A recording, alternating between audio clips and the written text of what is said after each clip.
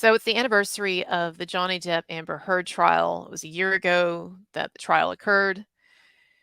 Normally, we can say, "Oh, time has flown." I feel like it's actually really dragged by this year. Maybe that's just me, my own personal subjective filter. But I'm thinking back to the trial and and what we have I feel like what we've learned or how collective opinion has evolved during the past year since that trial. And I know that there have been a lot of positives, huge positives that came from it. And I've talked about this before, but one of the biggest ones is the fact that we all, the public, the entire public, got an object lesson in Me Too hoaxes and in the idea that you cannot believe all women and that there are such things as false allegations and so forth. And that women are capable, even like really beautiful women, are capable of constructing elaborate hoaxes at times. And I don't think some people either believed that was possible or they thought that it was so unlikely and unusual as to almost be impossible and not worth considering or mentioning. But it seems like until what happened with Amber Heard and Johnny Depp recently, that there were things that people were just not grappling with. And I guess I woke up with this the kind of a foreboding today, despite the fact that it seems like it's a happy anniversary. It should be a happy anniversary, especially for those of us who were covering the Johnny Depp Amber Heard thing a lot before the trial and during the trial. But I guess to me it feels like there is so much unfinished business related to the Johnny Depp Amber Heard thing and related to Me Too and related to what I believe are the significant number of false allegations, of false Me Too type allegations that have come up, mostly in the media and not even in a court of law. You know, that's the thing is that almost all of his stuff, it never even gets brought before a court to be adjudicated. And it's just, it's just basically adjudicated by whatever the Hollywood Reporter feels like printing. It's not a very high standard, let me tell you, especially not as of late.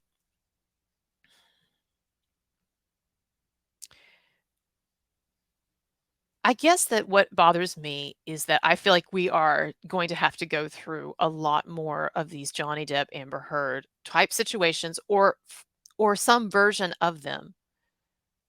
I'm afraid we're going to have to go through a lot more of them because I don't feel like society, and particularly the mainstream media, I don't feel like society has fully internalized the lesson here.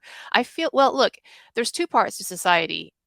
I feel like there's the let's get real part, the let's get real page that most people are on. And this is like when you take away all of the sort of the woke, politically correct BS, or maybe even the political posturing from either side or both sides at various times on certain issues.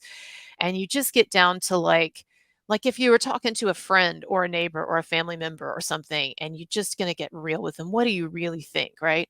I think that most people, when it comes down to the what do you really think question, I do think that most people are cognizant of the fact that there's not an insignificant number of false allegations, that in fact there are a significant number of false allegations, Me Too type allegations, particularly in these media cases. Like, I think that's something actually that most people get.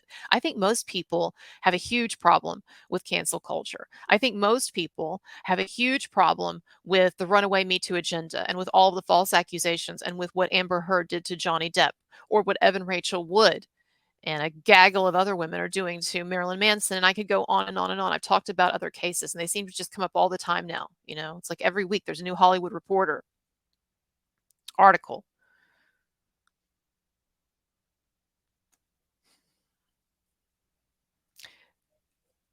But I don't see there, but there is another part to society, and that part is whatever term we want to use. The more prominent part, or the more sort of public facing part, and that's the mainstream media, and the corporate world and all these institutions that have actually become, in a lot of ways, woke or activist, or whatever term you want to use. Like, there is a generation that was brought up in the hyper woke environment of academia, and they didn't realize that academia is really, the people who work in academia, like professors and stuff, that they really ultimately just kind of view all of this as like a theoretical playground.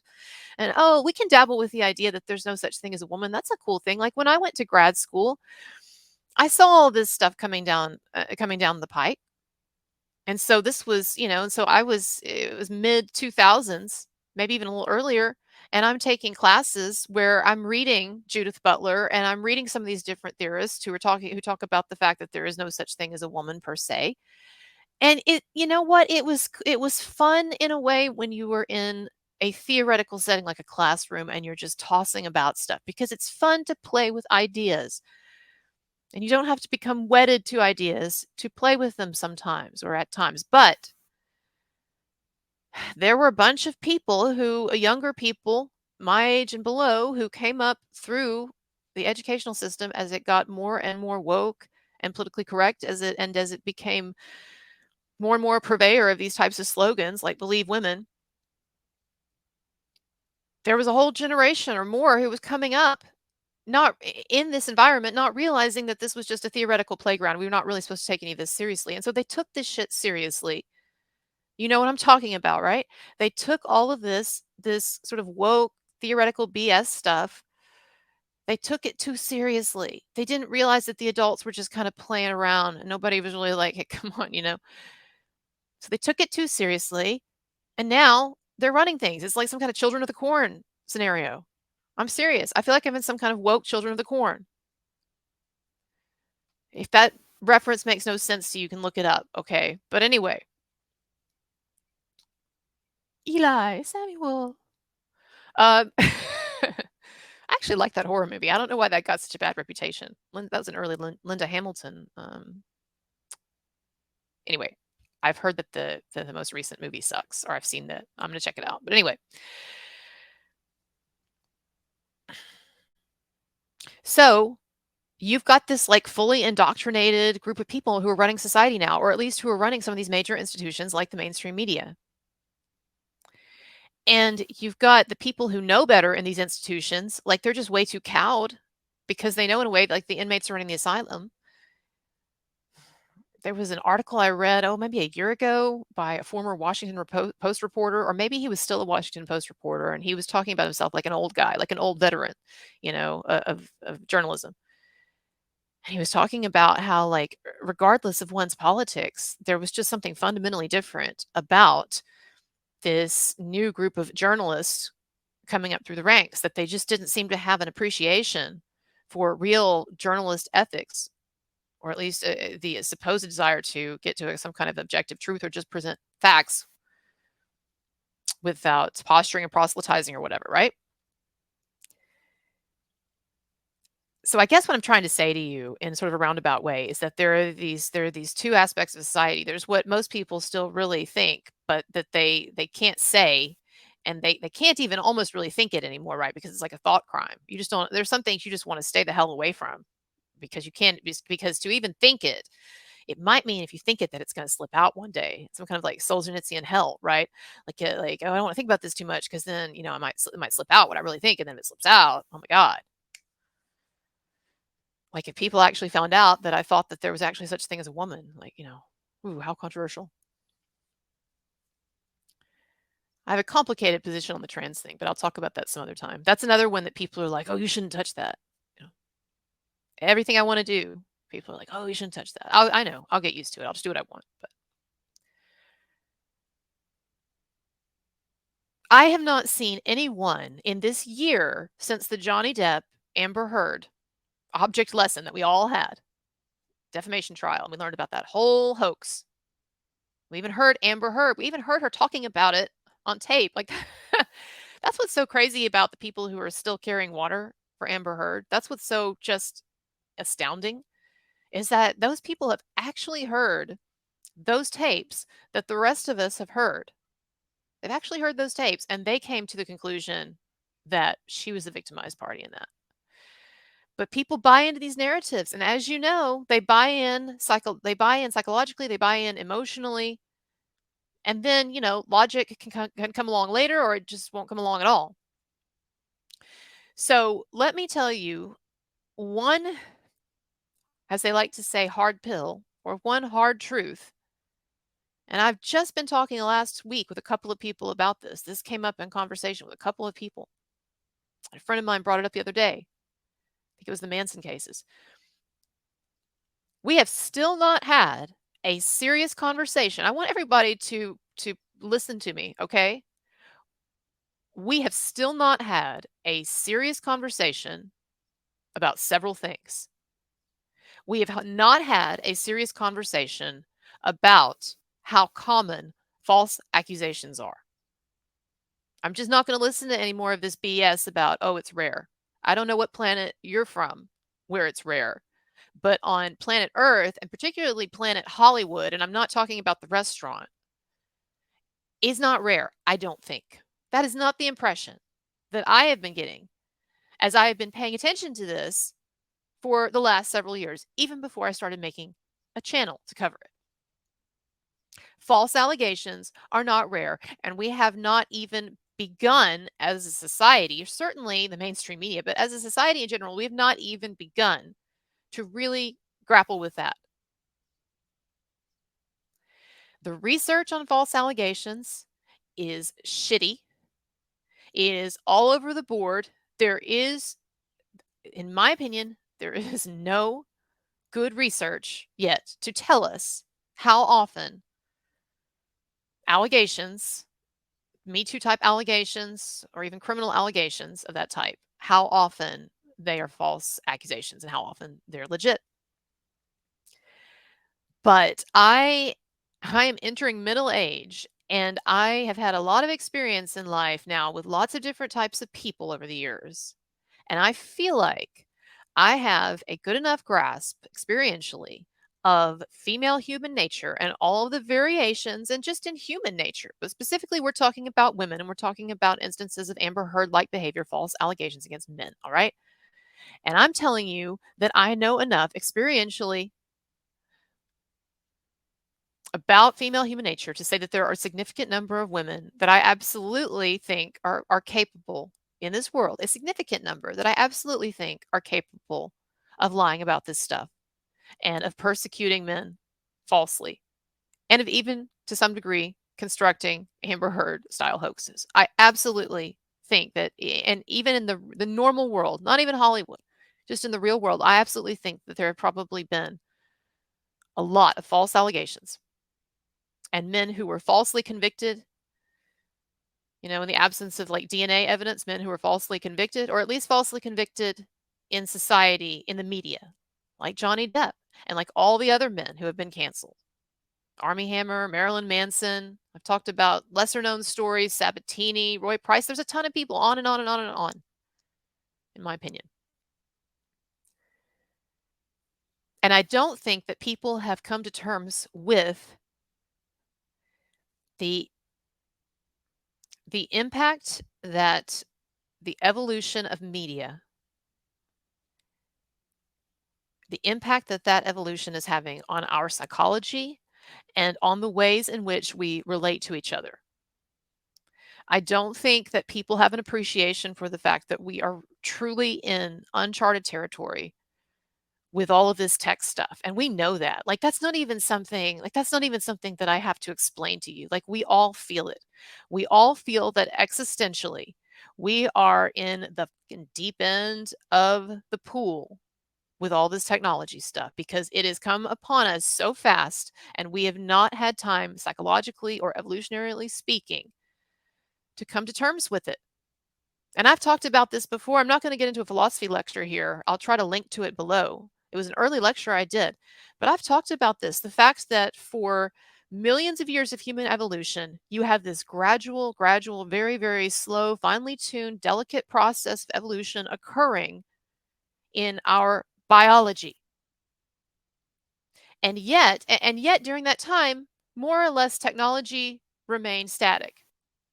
Right? So, for instance, if you were to look at your average person, say in ancient Rome, you would not see them living in a way that was just hugely different technologically from people who had lived hundreds of years before or even thousands of years before. You move from like the caves to then, like some kind of shitty stone structure or whatever, right? What I'm trying to say is, yes, of course, there was some technological evolution, but it was very gradual and it was more or less able to keep pace, or rather, the biological evolution was more or less able to keep pace with the technological evolution. But what has happened recently, and I'm talking within the last 100 years, yes, but particularly accelerating exponentially in the last 10, 20 years or so. You can feel it. I don't even have to prove it to you. What has happened is a kind of an exponential increase and intensification of technological advancement. I'm talking about in all ways, but particularly in media. You think about all of the things that we have that when I was a little girl, we literally didn't have. When I was a little girl, I think I look hopefully a little younger than I am, but when I was a little girl, okay, when you wanted, and some of you remember this is like the dark ages, but when you wanted to get in touch with someone, you had to get this. This is crazy shit, dude. You had to pick up the phone, your landline, and you had to call them on their landline. Some of you are like, I don't even know what a landline is anymore. You call them on your landline, and you had to hope that they would be at home, would hear the phone ringing, and would pick up, because there was no answering machine, there was no texting, there was no voice message, there was just that landline and it ringing. Okay. And if that didn't work and you really needed to get in touch with somebody, you had to actually like get in your car or have someone drive you or walk to where they were staying and like have a physical conversation, like an interaction with them. It's like, I know, it's like the dark ages, like 25,000 BC or whatever, but rest in peace, Raquel Welch. No, that was 50,000 BC. Anyway, the kind of dramatic, exponentially increasing shift that we have seen in technology and in media capability, that does not occur without some severe downsides, right? Every big change has a big downside. Yin, yang, and all that dichotomy, dialectic, we all get that, right? Can't have the sweet without the sour or whatever, like they say in Vanilla Sky. We have had dramatic changes in media and in the technological evolution of human beings, and it is outstripping, by far, it is outstripping our ability psychologically to keep pace with it. Our biology is just not advancing now at the same rate as our technology. And we all feel this, we all know this. I don't even have to say it anymore. But here's something that I wonder if you have thought about. The ramifications on things like MeToo and on allegations, MeToo type allegations, the ramifications on those things. What are the ramifications of this sort of technological hyperdrive that we're in right now? And the fact that media is now just permeating, various forms of media are just permeating like our every waking moment, like it's happening right now.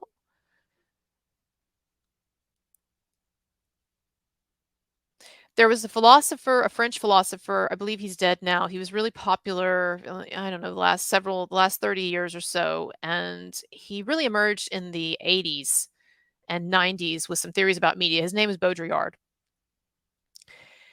And basically, Baudrillard had this idea, and this was something he was starting to articulate in the 80s. He had this idea that the increasing evolution of media and the increasing, you could say, permeation of media into our everyday lives on all kinds of levels. And this was back when, all they had was just like TV and telephones and stuff, right? Radio. But you could see it coming. That this increasingly technological aspect of human lives, that it would come with a cost, and that cost would be a synthetic,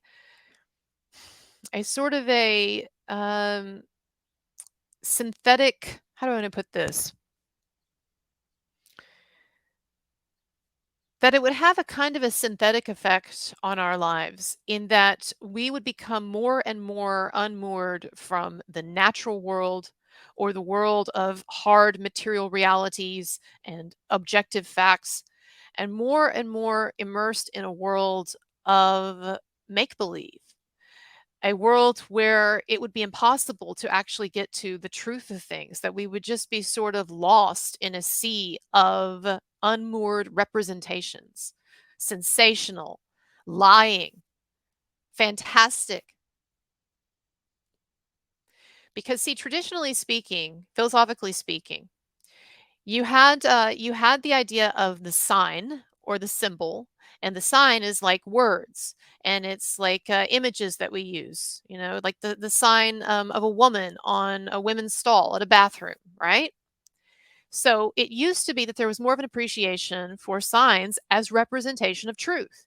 The idea is, okay, we're going to use this word, or we're going to use this image, or we're going to use this description to signify a deeper truth, right?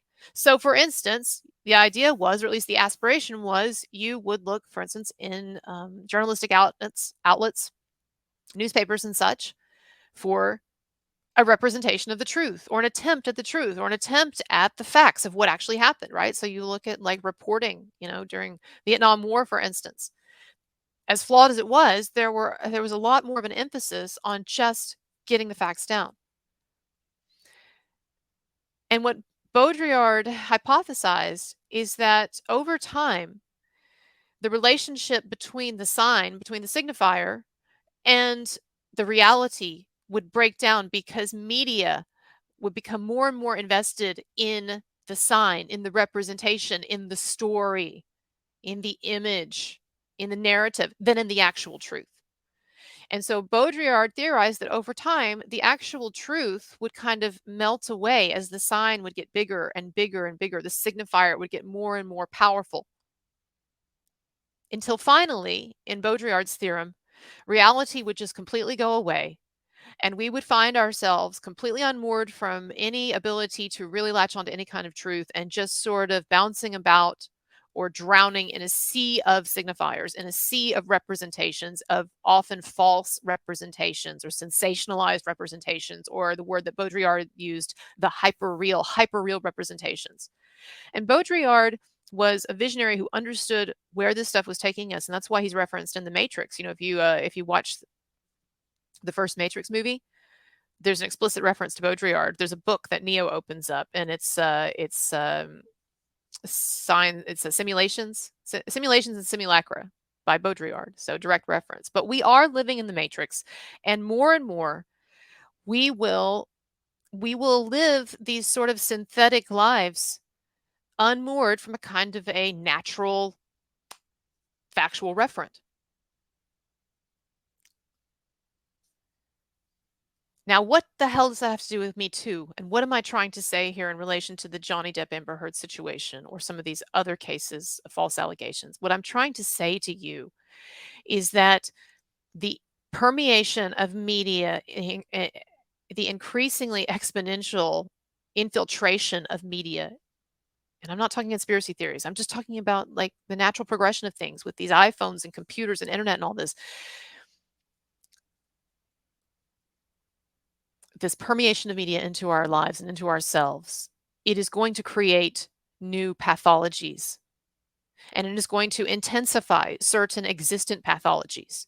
And we already know, it's our basic understanding of human nature. We all know, or at least those of us who are honest, know that there are a number of people of both sexes who are prone to lying, and who are prone to spinning stories, especially when they think they are going to get attention, or when they think that they can do damage to someone else, or just maybe for the crazy drama of it, because some people are crazy. But there are pathological personalities, and there are also pathological feelings that get aroused by the media.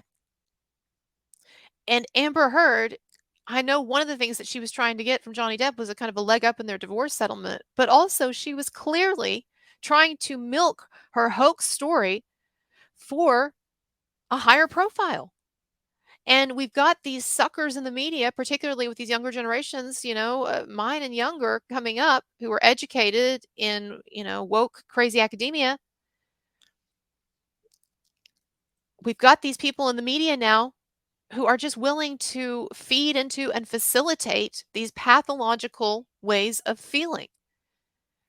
And so you have these people who want attention, these people who want to have an article about them in the Hollywood Reporter, even anonymously perhaps, or people who just are bored, or people who have grown up with this in this kind of distortion field, this kind of new media distortion field, that they don't even realize like how distorted their thinking is. There are people who have literally now learned from the media that someone hitting on you at work is basically akin to a physical assault or a sexual assault. These words like sexual assault and rape and these things, they used to mean something, and now they have been, and coercion, all this, they've just been twisted out of recognition. So sometimes, yes, they're referring to real things and tragic things and horrible things and crimes, and then sometimes they're referring to other things.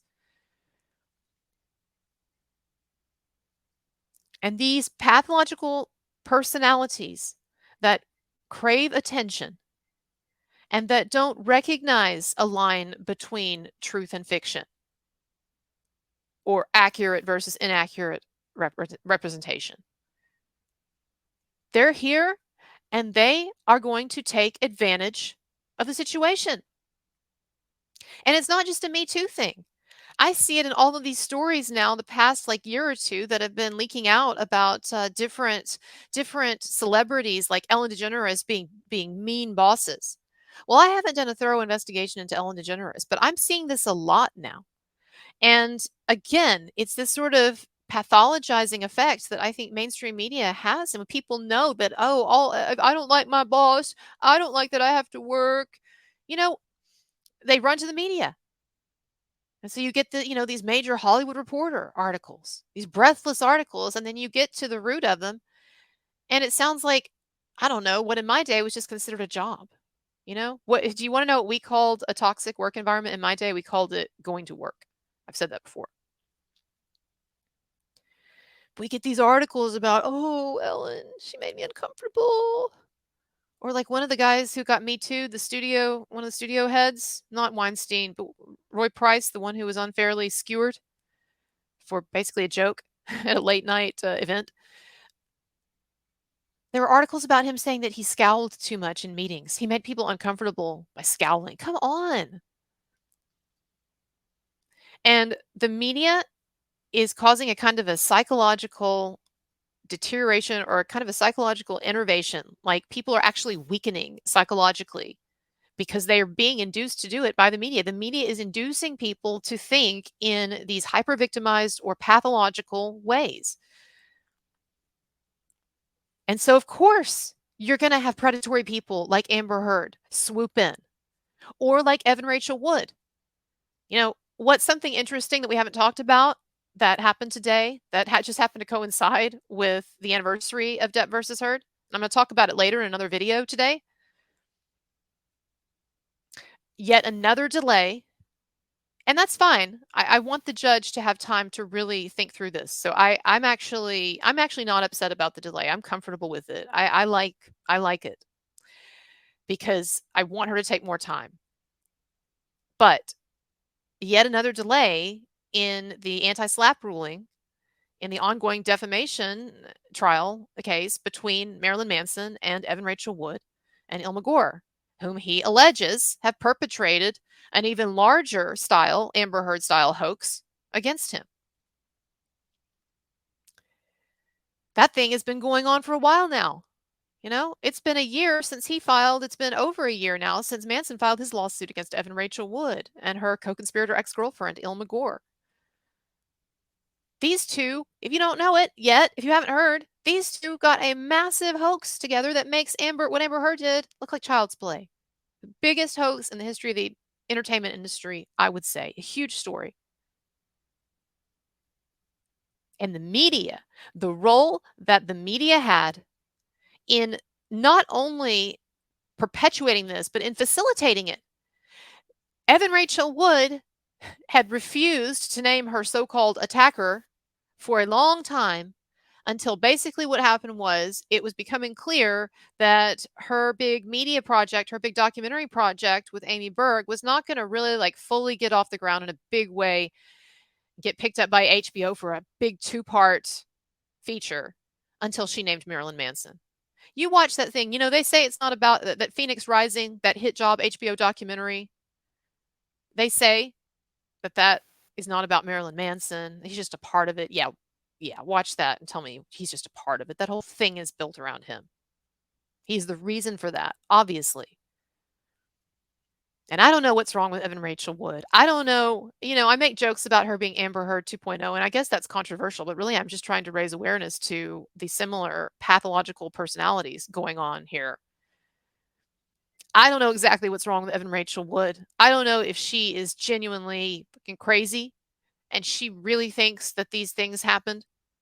She knows that she's lied about some stuff. I mean, there's just some stuff like faked FBI letter and stuff. I just don't think that she's crazy enough to think that she actually that she actually didn't write something that she helped write.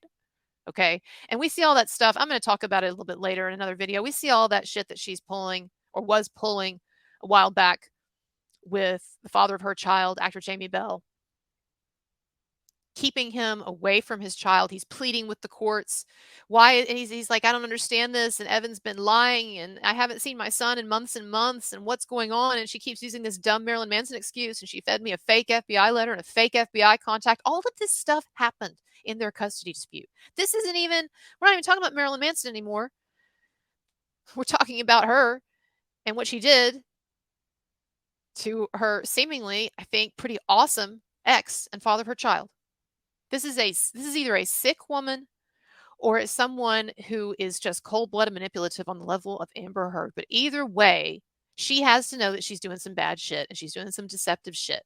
And not only to Marilyn Manson, but also to Jamie Bell and also ultimately to her own child, who Jamie Bell says repeatedly in these court documents, go look it up, is suffering significantly because Evan Rachel Wood evidently was terrifying him about the big bad Marilyn Manson, how we can't have any fun until Brian's in jail and he can hurt mommy, and oh, you can't be around your daddy because your daddy lives a few blocks away from Marilyn Manson. This woman, I'm just going to say it as clearly as I can. If I haven't been clear enough before, Evan Rachel Wood has been telling huge monumental lies about Marilyn Manson. She has constructed an elaborate hoax with the help of others, an elaborate hoax, and she is a deeply disturbed person. And the media have bent over backward, Rolling Stone magazine and all of the rest of you, and HBO, and Trevor Noah, and God, Drew Barrymore. I thought you were going to go down on there for a minute. What's going on there? Drew Barrymore, you're just the most amazing. All of you have been not only helping to facilitate a sick woman to do sick things, but I think that you had a real role actually in creating this monster. You aren't just enabling, okay? You were facilitating, you were creating. And the media is definitely a huge part of this Frankenstein's monster, this MeToo Frankenstein's monster, this nightmare, this dystopic hellscape that we're in right now, and relationships between the genders and the sexes, and we're on apps, but we can't date at work. What the fuck, dude? What a sick society. You can't date people that you interact with every single day, that you work on projects with, that you really get to know on some kind of a deeper level, trying to put some shit together or deal with deadlines or, I don't know, make fries in the oven. You can't date those people. We want you on these soulless, exploitative apps. Yeah, that makes fucking sense. And that's how that same sickness, whatever that is, and it's only going to get worse because we're going to become more and more basically sort of psychologically subjugated to media. But that kind of sickness permeates other aspects of relations between the sexes, and we're seeing it expressed now in the negative collateral damage of Me Too, of which there is plenty. And I I started off this conversation saying that it doesn't seem like people are ready to have a conversation about false allegations. And I think people need to wake up to the fact that false allegations, particularly now and particularly when there's a media element, they're probably at least half of all allegations, particularly again, when we're talking about higher profile cases or cases where there's money to be gained or something to be gained. Yes, I think we're looking at least 50%. And I'm not being, I'm actually not trying to be sensational about that or demagogic or hyperbolic. I'm just saying, like, that's what I really think. And I think a lot of you know that. So let's start talking about it. Let's start talking about it because that's a big story and no one's covered it. And so, since it's been a year since this gigantic hoax, this Johnny Depp Amber Heard thing, busted wide open, and the media finally couldn't ignore it. Well, they kept trying to ignore it actually, and they've continued to ignore it, or they've just jumped on Amber Heard's side. But the truth still leaked out, and the public saw what happened. And real people are hip to the truth, but the media are not, and a lot of people are scared. So, I would like to get into on my show in a future episode this question of false allegations, and let's look at what research is there. Let's look at the weaknesses in that research, and then let's also look at all of these public MeToo cases, particularly in the entertainment industry over the past several years, over the past 5 years since MeToo, and let's look at those more deeply, and let's try to get a handle on how many of those are fake. And the Marilyn Manson, Evan Rachel Wood situation, that thing evidently is just going to continue forever. I'll be 100 years old. I have like gray, wiry hair coming out everywhere. I'll be in a rocking chair and I'll still be talking to you about the upcoming anti-slap hearing. And I will love doing it.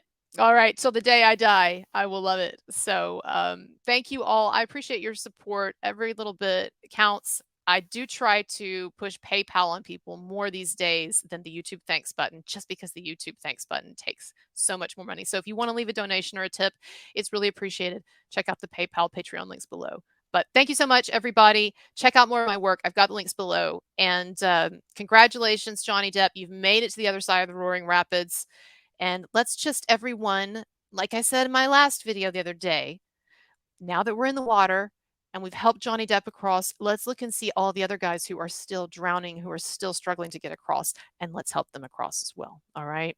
All right. Bye-bye.